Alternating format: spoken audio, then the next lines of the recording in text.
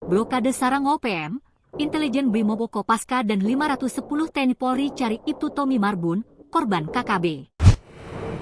Tim penyelamat dengan peralatan lengkap dan gabungan TNI Polri memblokade perairan Kalirawara, Kampung Meyah, Distrik Moskona Barat, Teluk Bintuni, Papua Barat. Mereka mengerahkan helikopter dan drone dalam operasi ini.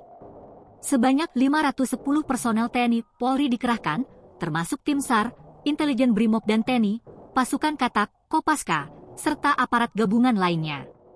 Selain memblokade lokasi, tim juga terjun langsung ke perairan yang dikenal deras dan dihuni buaya untuk mencari keberadaan Ibtu Tommy Marbun yang hilang pada 18 Desember 2024 saat memimpin operasi penangkapan anggota KKB bernama Martin Aikingking.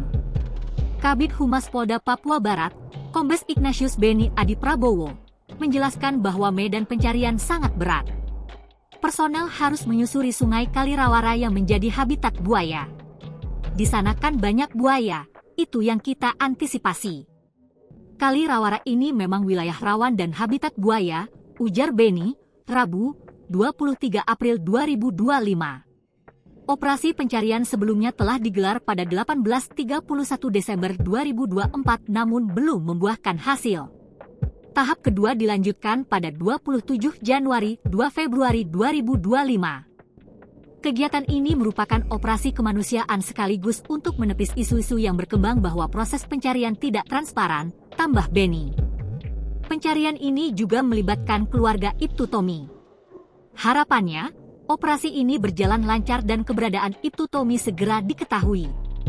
Kapolda Papua Barat, Irjen Johni Edizon Isir, menegaskan bahwa tantangan geografis di Teluk Bintuni sangat berat. Personel harus siap secara fisik, mental, dan logistik. Selain menghadapi kerasnya alam, perairan, dan cuaca ekstrim, ancaman serangan dari KKB atau OPM juga mengintai. Keamanan dan keselamatan personel adalah prioritas utama, tutupnya.